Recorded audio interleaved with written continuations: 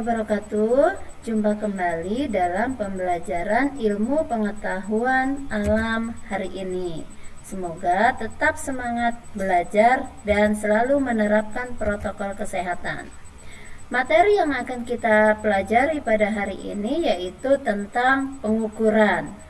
Sebelum kita belajar, kita harus mengetahui tujuan pembelajaran kita pada hari ini.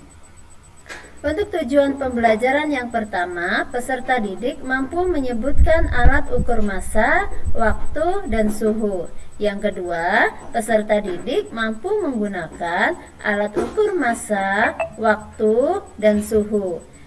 Tujuan pembelajaran yang ketiga, peserta didik mampu menghitung nilai yang tertera pada alat ukur massa, waktu, dan suhu. Pada pembelajaran sebelumnya, kita sudah mempelajari mengenai besaran-besaran pokok.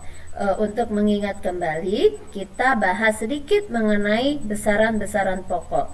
Besaran pokok yang pertama ada panjang dengan satuan meter. Alat ukur yang biasa kita gunakan adalah penggaris dan meteran. Pada pembelajaran sebelumnya kita juga sudah membahas tentang jangka sorong dan mikrometer skrup. Besaran pokok yang kedua yang akan kita pelajari pada hari ini adalah massa dengan satuan kilogram. Alat ukur yang akan kita gunakan pada hari ini adalah neraca Ohaus. Namun ada juga alat ukur yang bisa kita gunakan untuk mengukur massa yaitu neraca sama lengan. Sedangkan alat ukur massa yang biasa kita temui dalam kehidupan sehari-hari itu ada timbangan yang bisa kita temukan di pasar atau di warung. Besaran pokok yang ketiga itu adalah waktu dengan satuan sekon atau detik. Alat ukur yang biasa digunakan itu adalah stopwatch. Sedangkan alat ukur yang kita gunakan dalam kehidupan sehari-hari itu adalah jam tangan maupun jam dinding. Yang keempat, ada suhu dengan satuan Kelvin. Namun dalam kehidupan sehari-hari yang kita kenal itu adalah derajat Celcius. Alat ukur yang biasa kita gunakan untuk mengukur suhu adalah termometer.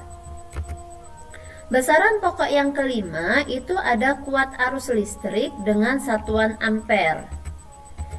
Besaran pokok yang keenam ada jumlah zat dengan satuan mol, dan besaran pokok yang ketujuh itu ada intensitas cahaya dengan satuan kandela.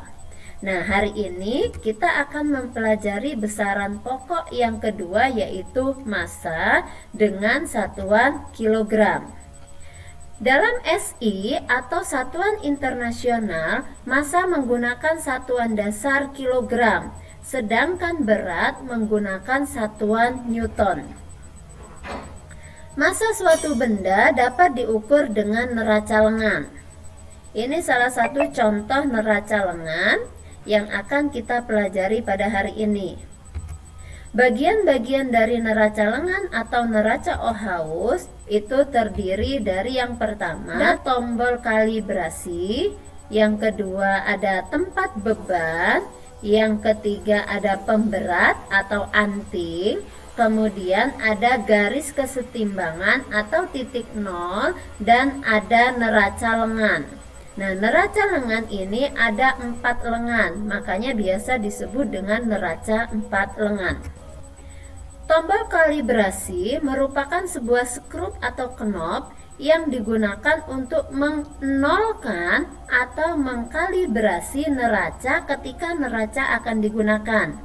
Yang kedua, ada tempat beban, merupakan sebuah piringan logam yang digunakan untuk meletakkan benda yang akan diukur massanya.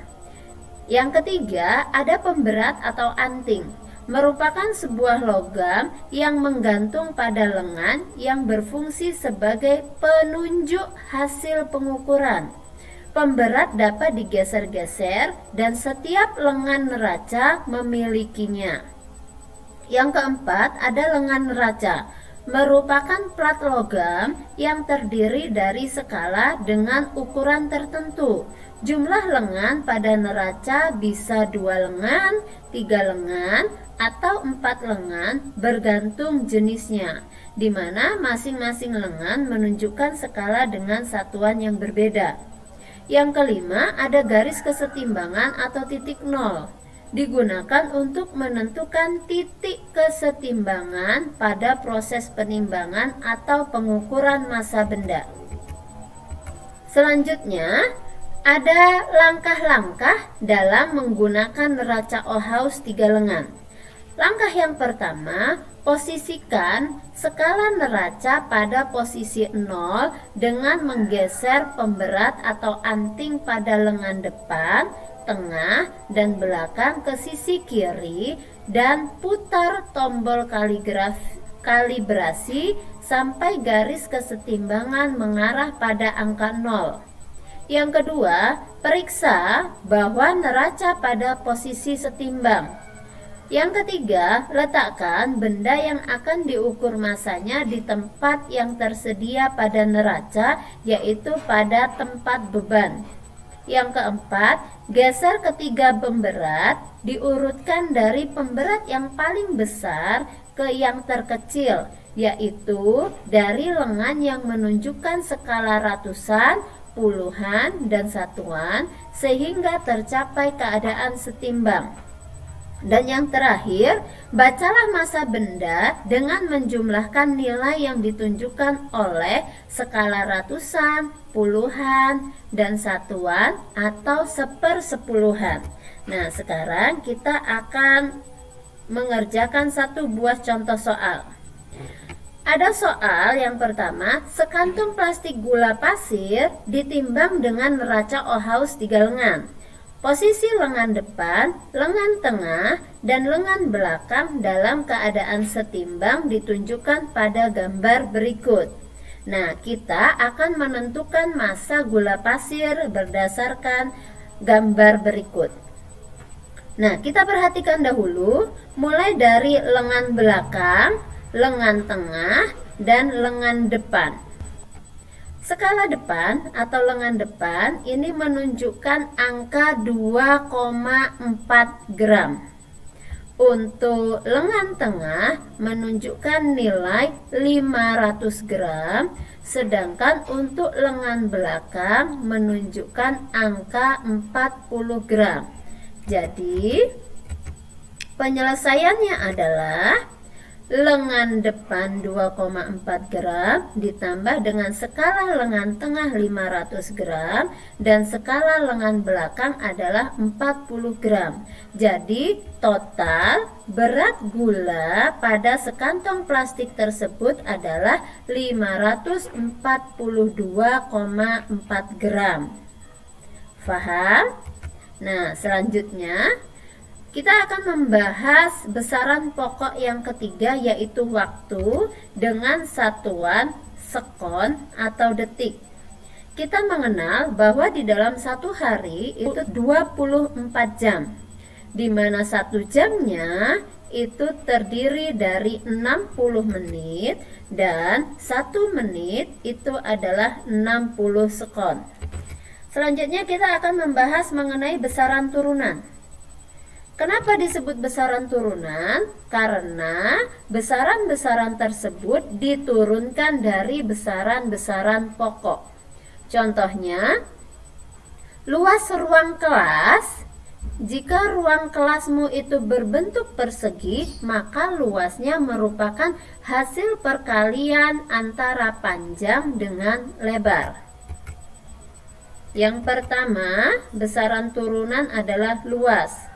Untuk benda yang berbentuk persegi seperti kelas kalian, itu dapat kita ketahui dengan mengalihkan hasil pengukuran panjang dan lebar, di mana biasanya panjang itu satuannya meter dan lebar itu satuannya meter.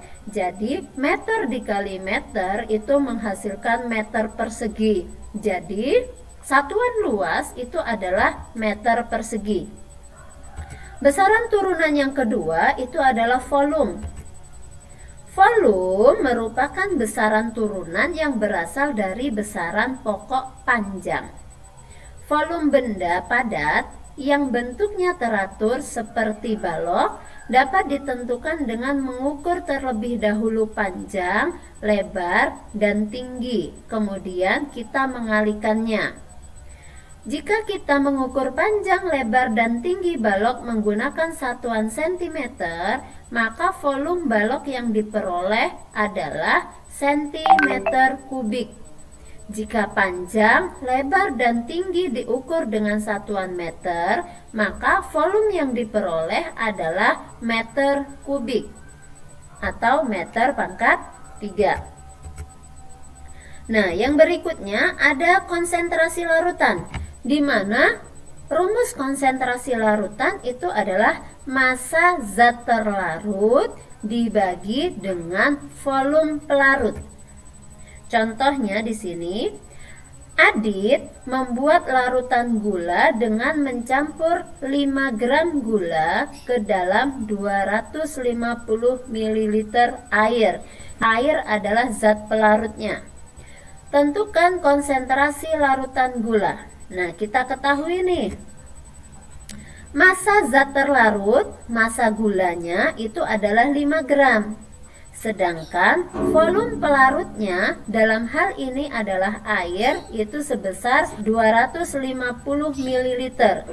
Jadi kita ketahui bahwa konsentrasi larutan adalah 5 gram dibagi dengan 250 ml diperoleh 0,02 gram per mililiter. Selanjutnya ada laju pertumbuhan.